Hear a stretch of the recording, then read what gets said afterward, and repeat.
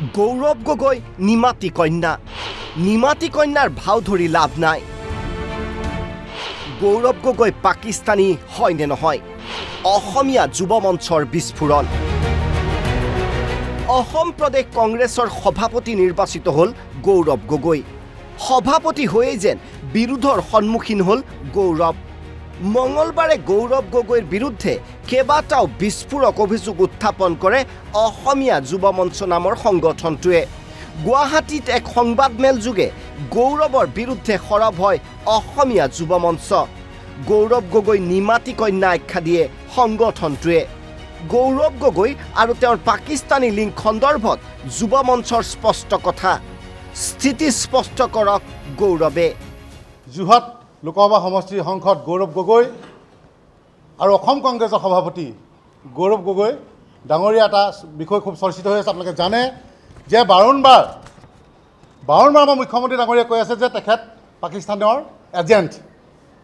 আৰু আমি আজি এইটো ক'ব বিচাৰিছোঁ, ইমান দিন আমি চাই আছিলোঁ গোটেই বিষয়বস্তুটো যে গৌৰৱ গগৈ ডাঙৰীয়াই নিমাতী কন্যা ভাও জুৰি তেখেতে বহি আছে। গতিকে আমি এটাই তেখেতক বা স্পষ্টকৈ আমি বিচাৰিছোঁ যে তেখেত সঁচাকৈ পাকিস্তানী হয় নেকি, তেখেতে স্থিতি স্পষ্ট কৰক। কেৱল এয়াই নহয়, গৌৰৱ গগৈৰ পত্নীক অসমত সংস্থাপন দিয়াৰ বাবে মুখ্যমন্ত্ৰীক অনুৰোধ জনাব বুলি উল্লেখ কৰে সংগঠনটোৱে। গৌৰৱ গগৈৰ যদি পাকিস্তানৰ লগত সম্পৰ্ক আছে, তেওঁ অসমবাসীৰ আগত ক্ষমা খোজাৰো দাবী জনায় সংগঠনটোৱে। ৰিপুণ বৰা ডাঙৰীয়াই জ্যেষ্ঠ এজন নেতা, তেখেতে সংবাদমেল দিছে আৰু তেখেতক তেল মৰ্দন কৰিবলৈ গৈ বাবা দিবলৈ গৈ খালেও কংগ্ৰেছ খালেও গৌৰৱ গগৈ খাই পেলালে। কাৰণ কিয় খালে? যে আমি দেখিবলৈ পালোঁ যে গৌৰৱ গগৈ ডাঙৰীয়া যি আমাৰ বৌ বুলি কৈছোঁ, যি তেখেতৰ আৰ্ধাংগিনী, তেখেতে কোৱা মানে তেওঁৰ আমাৰ গৌৰৱদাৰ আৰ্ধাংগিনী বোলে পাকিস্তানত এটা NGOত কৰ্মৰত আৰু তাৰ পৰা মাহিলী দৰমহা পাই থাকে। সেইটো কমটি ডাঙৰ কথা কৈ দিলেনে? যি সময়ত আমাৰ গৌৰৱ গগৈ ডাঙৰীয়াই মুখ বন্ধ কৰি ৰাখিছে, নিমাতী কন্যা ভাওজুৰি আছে আৰু সেই সময়ত তেখেতৰে নেতাই, কংগ্ৰেছৰ নেতাই তেখেতক ফাদিল কৰি দিলে। তেখেতক স্থিতি স্পষ্ট কৰিবৰ বাবে আমি আহ্বান জনাইছোঁ, আমি অসমীয়া যুৱ মঞ্চ।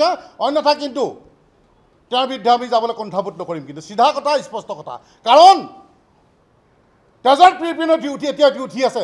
সেই পেহেলগামৰ কাণ্ড আমি পাহৰি যাব পৰা নাই।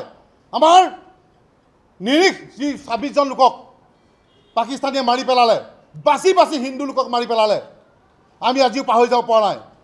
আৰু সেই সময়ত তেখেতলোকৰ নেতাই ক'বলৈ বিচাৰিছে যে তেখেতৰ গৌৰৱ গগৈ আৰ্ধাংগিনীয়ে তাতে NGO চলাই পেলাই তাৰ পৰা মাহিলী দৰমহা লাভ কৰি আছে।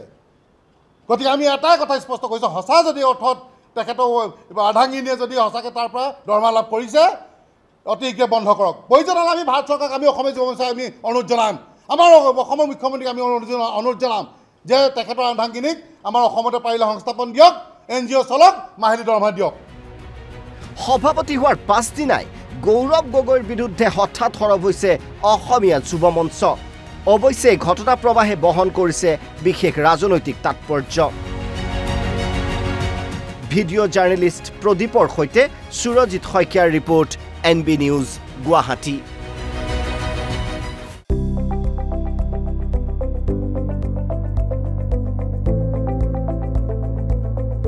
NB নিউজ, সহজ সৰল ভাষাত নৱভাৰতৰ কথা।